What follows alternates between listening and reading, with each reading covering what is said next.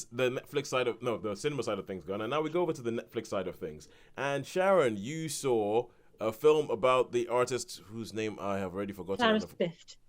And the name of the film is The Colour Room. The Color Room. So this seems to be a biopic heavy week. Oh, maybe I should change my type to a biopic one. It seems to be a biopic heavy week. So tell us about The Color Room. Yeah, The Colour Room is basically, for those of you who know the ceramicist, Clara Swift, basically up until the 1930s. Oh, and anyway, sorry, I'll go back a step before that. In Britain, the home of the ceramic industry, porcelain, homewares, has always been what's in a place called the Potteries, which is based around Stoke. Stoke, yep. And if you see any images of Stoke, they're all these huge stone chimneys. So imagine like a nuclear power station where you get these great big funnels.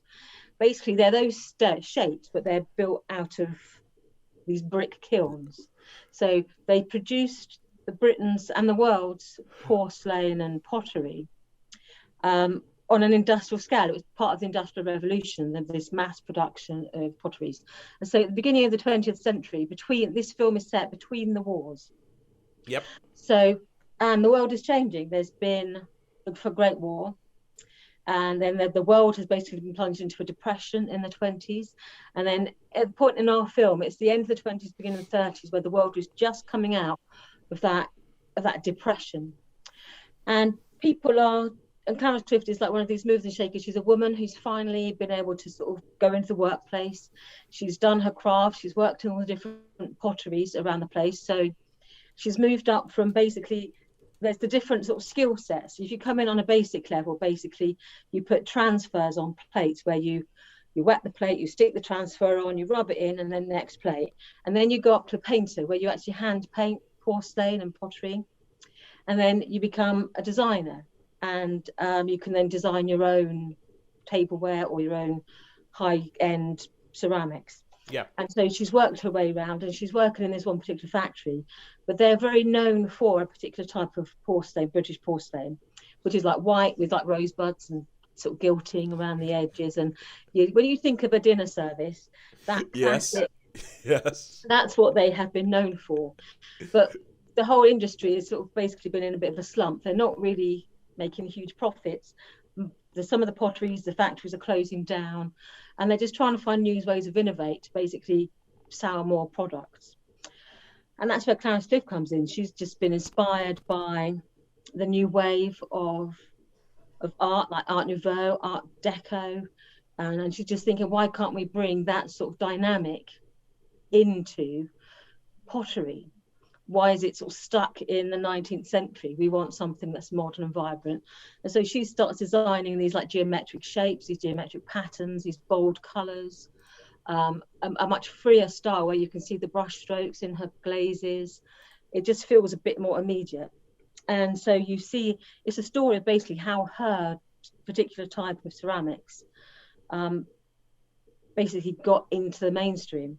How they started off, she produced a line of pottery for this one company, and it was an absolute disaster, and how no one could appreciate, no one could see it. All the people who ran the potteries, all the people who ran the trade fairs and ran the department stores, they were saying, no, our customers want the white bone china with the gilt edging and the pretty rosebuds. They don't want bright yellows, bright blues, bright oranges in geometric shapes. Yeah. They want what they've always had. And then she basically devised a way of selling more or less directly to women, because in the past, all the people who run the factories, who run the department stores, are all middle-aged men. Yeah. She's saying, this is for the housewife, this is for the people who live in the terraced houses who crave a bit of colour. They can't afford your high-end bone china, so we need to make stuff that's affordable, that's accessible, and brings a pop of colour into these lives of people who've just come out of a depression. Yeah. And she found basically different ways of presenting her own art, and it became the phenomena that, if anyone knows anything about ceramics, that Clara Swift is known as today. It was a phenomena, and it sort of changed the world of ceramics and pottery forever. So not the most enticing of subjects, I can't imagine, but if you like your art, your British history, your social history, your even there was films about pots, which I quite like. And then It was actually quite enjoyable. So you look at her Is it? life, you look at where she was born, and the fact that because she was sponsored by an older married man, how there was a suggestion that Yeah. everything was not always professional between them. So it never actually confirms it, but it does suggest that there were rumors. Whenever there's a young woman sponsored by an older man, there's always Yes. rumors Yes. that Yeah. she only got where she did, or he only helped her because of he had a romantic Yeah. interest Or in yeah. her. Or there was something else going on there that Yeah, so they don't he shy away wasn't from just that. interested in the pottery. Mm. Yeah, so they don't shy away from that, but they don't confirm it either. So it's basically saying, yeah, we acknowledge that these rumors were in circulation, and we're not going to confirm it. We're not going to deny it. Okay. Now you see now that is a subgenre of movie that doesn't get enough attention. Movies about Pottery film. pots. Yeah, Movies about pots. The way you spoke about it is like, oh yeah, it's like movies about pots. Like I quite like. I was like, you sound as if you might have like a top 10 of movies about yeah. pots. There's my art related, or you could say it's like art related films and things. Oh, okay, cool. So I've just been looking up and to see a couple of Clarice Cliff things, and I see what you mean. They are quite colorful. They're quite They're colorful. unlike anything else, aren't they? They're not. They don't sit comfortably in any other school of art. Yeah.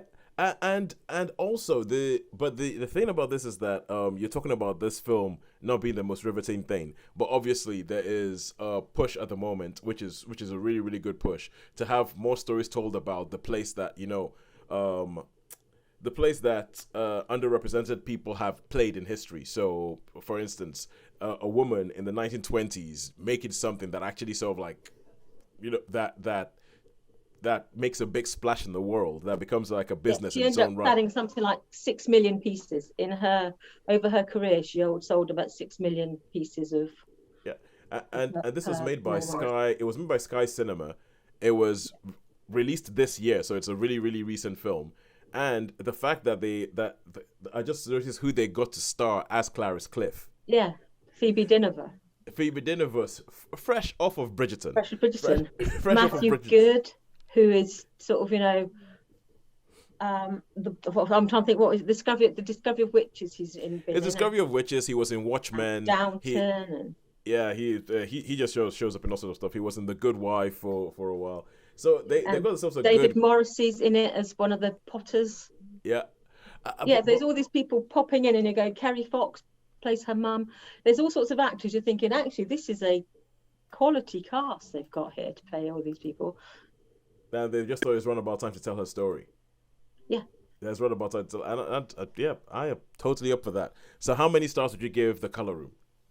So I really enjoyed it. So I want to give it. I think it deserves at least a 3 and possibly a strong 3. I'm not sure if it's a 4 because again, I certainly enjoyed it, Yep. but I don't know if it's quite a 4. So I'll give it a good solid 3. All right, cool. Because I mean, I love the subject matter. I love what it's focusing on, and but with all the will in the world, I look at it and I go, that does sound like a Sunday afternoon movie.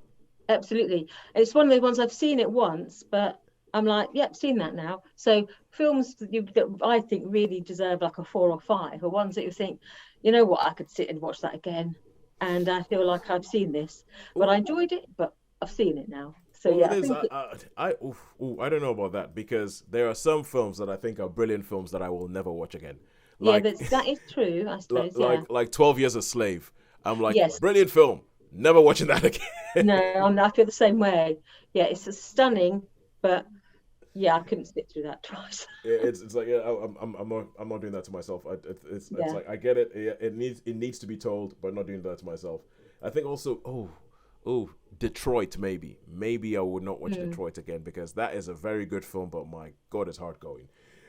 Right, cool. And now we go back to cinema, and because there's only two of us, we go back to